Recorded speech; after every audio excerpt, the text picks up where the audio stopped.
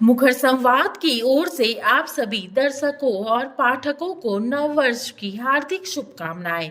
2024 आपके जीवन में सुख, समृद्धि और नई ऊंचाइयों को लेकर आए। गिरफ्तारी के अटकलों के बीच अरविंद केजरीवाल के घर के बाहर सुरक्षा बढ़ाई गई है। शराब घोटाले में ईडी की ओर से तीसरे सम्मन के बाद भी अरविंद केजरीवाल हाजिर नहीं हुए। अरविंद केजरीवाल के करीबी सरकारी गवाह बन चुका है। शराब घोटाला मामले में दिल्ली के सीएम अरविंद केजरीवाल को ईडी द्वारा 3 जनवरी को तीसरी बार पेश होने के लिए कहा गया था। हालांकि उन्होंने पिछली 2 बार की तरह ही इस बार भी पेश होने से इनकार कर दिया, जिसके बाद से ही बीजेपी अरविंद केजरीवाल पर लगातार हमलावर है। इस बीच जुबानी वार के बाद जमीनी तौर पर कोई विरोध जैसी स्थिति न बने और अगर ऐसी स्थिति बनती भी है तो उसे काबू में कर लिया जाए। इसके लिए दिल्ली के सीएम अरविंद केजरीवाल की सोसाइटी के मेन गेट पर सुरक्षा के पुख्ता इंतजाम किए गए हैं। गेट पर सुरक्षा बलों की तैनाती की गई है, जो हर आने जाने वाली गाड़ी पर नजर बनाए हुए हैं। आपको बता दें कि बीते दिन मुख्यमंत्री केजरीवाल के इनकार के बाद से ही उनकी गिरफ्तारी के कयास लगने लगे हैं। अरविंद केजरीवाल जी, आप बेईमान हैं, शराब का आपने घोटाला किया, आप मुख्यमंत्री नहीं रह सकते, आप जेल जाएंगे। अब समझ में आ गया कि पब्लिक परसेप्शन में मेरी बुरी हालत बन गई है, पब्लिक मेरे साथ नहीं है। अब तीसरे नोटिस पे भी वही घड़ा पिटा। अब मैं चुनाव जो कि 5 महीने बाद आना है, उसके लिए मुझे ईडी बुला रही है। ईडी आपको अरविंद केजरीवाल जी इसलिए बुला रही है, शराब घोटाले में जो आपने पैसे लिए हैं, जिस अरोड़ा का जाकर आप केक काटते थे, जो आपका परम मित्र था, जिसके एनिवर्सरी और बर्थडे के केक काटे जाते थे, वही अरोड़ा जो है आपके खिलाफ सरकारी गवाह है। नायर जो आपका नजदीकी साथी है, वो फोन पर सबसे बातें कराता था, उसकी चैट सबके बीच में है। 350 करोड़ रुपए की ट्रेल का हिसाब सामने है और जहां जहां पैसे अरविंद केजरीवाल जी ने दिए हैं उनका हिसाब है। अरविंद केजरीवाल जी के पास इन चीजों का जवाब नहीं है। अगर होता तो जब संजय सिंह के लिए बोलते थे, जो लोगों के बच्चों की बात थी, संजय सिंह जाएंगे जेल जी, ये जेल में रहेंगे जी, मनीष सिसोदिया जेल जाएंगे जी, ये शहीद भगत सिंह है जी, इनको कोई फर्क नहीं पड़ता। लेकिन जब अपनी बात आई तो हवा निकल गई है, इतनी जल्दी हवा निकल गई। सच्चाई ये है कि जो पैसा लूटा है उसका हिसाब देना पड़ रहा है, लेकिन इस भारत के कानून के हाथ बहुत लंबे हैं। अरविंद केजरीवाल जी तक पहुंचेंगे, अरविंद केजरीवाल जी को जेल भी जाना होगा, इस केस में सजा भी होगी।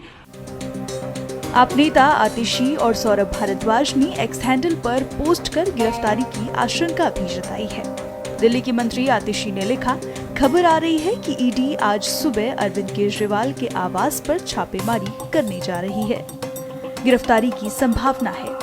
वहीं सौरभ भारद्वाज ने पोस्ट में लिखा, सुनने में आ रहा है कल सुबह मुख्यमंत्री केजरीवाल जी के घर ईडी पहुंचकर उन्हें गिरफ्तार करने वाली है। हालांकि इस पर अभी तक कोई आधिकारिक जानकारी नहीं आई है। इस जांच को चलते 2 साल हो गए। अभी ठीक लोकसभा चुनाव के पहले मुझे क्यों बुलाया जा रहा है? पहले क्यों नहीं बुलाया? सीबीआई ने मेरे को 8 महीने पहले बुलाया था, मैं सीबीआई में गया था, उनके सारे जवाब भी दिए थे। लेकिन अब ये लोग ठीक लोकसभा चुनाव के 2 महीने पहले मुझे बुला रहे हैं। तो बीजेपी का मकसद कोई पूछताछ करना थोड़ी है। इनका मकसद है पूछताछ के बहाने केजरीवाल को बुला लो और उसे गिरफ्तार कर लो, ताकि मैं लोकसभा चुनाव में प्रचार न कर पाऊं। आज बीजेपी भ्रष्टाचारियों को नहीं पकड़ रही, बल्कि खुलेआम ईडी और सीबीआई का इस्तेमाल करके दूसरी पार्टियों के नेताओं को तोड़ के बीजेपी में शामिल करवाने का काम किया जा रहा है। 1 नहीं, 2 नहीं, कितने उदाहरण हैं जहां किसी पार्टी के नेता के खिलाफ ईडी सीबीआई के मामले चल रहे थे या उन पे गंभीर आरोप लगे हुए थे। जैसे ही वो नेता बीजेपी में शामिल हुए, उनके सारे पुराने मामले बंद कर दिए गए या ठंडे बस्ते में डाल दिए गए। तो जो इनकी पार्टी ज्वाइन कर लेता है, उसके सारे मामले रफा दफा कर दिए जाते हैं। जो इनकी पार्टी में नहीं जाता, वो जेल जाता है। आज मनीष सिसोदिया, संजय सिंह और विजय नायर इसलिए जेल में नहीं है कि उन्होंने भ्रष्टाचार किया है, वो इसलिए जेल में है क्योंकि उन्होंने बीजेपी में शामिल होने से इनकार कर दिया है। आज हम बीजेपी का मुकाबला क्यों कर पा रहे हैं? क्योंकि हमने कोई भ्रष्टाचार नहीं किया। अगर हमने जरा सा भी गलत काम किया होता तो दूसरे भ्रष्टाचारी नेताओं की तरह आज भी हम बीजेपी में शामिल हो चुके आज तो होते आज तक। इस तरह देश के ईमानदार नेताओं को जेल में डाल के और भ्रष्टाचारियों को अपनी पार्टी में शामिल करवा के ऐसे तो देश आगे नहीं बढ़ सकता। ये क्या चल रहा है? ये जो कुछ भी चल रहा है बहुत खतरनाक है। ये हमारे जनतंत्र के लिए बहुत गलत है, इसे रोकना होगा। मैं हमेशा देश के लिए लड़ा हूं, मेरा तन मन धन देश के लिए है, मेरी एक एक सांस देश के लिए है, मेरी खून की एक एक बूंद देश के लिए है, मेरे शरीर का एक एक कतरा देश के लिए समर्पित है। हमें मिलकर देश को बचाना है। मैं पूरी जी जान से इनके खिलाफ लड़ रहा हूं, आपका साथ चाहिए। मिनी लंदन मैक्लुस्कीगंज प्रकृति की गोद में बसा ड्रीम डेस्टिनेशन आपका कर रहा है इंतजार। आइए अपने यादगार लम्हों को बिताइए ड्रीम डेस्टिनेशन में।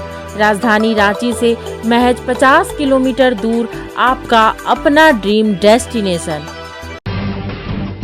जब टूटती है आस, जब थकती है सांस, जब रूठते हैं अपने, मुंह मोड़ता है जमाना, जब अंगड़ाई लेता है संकल्प, फिर बनती है कहानी, बनते हैं अनमिट निशान। देखिए मेरे साथ संघर्ष की दास्तां।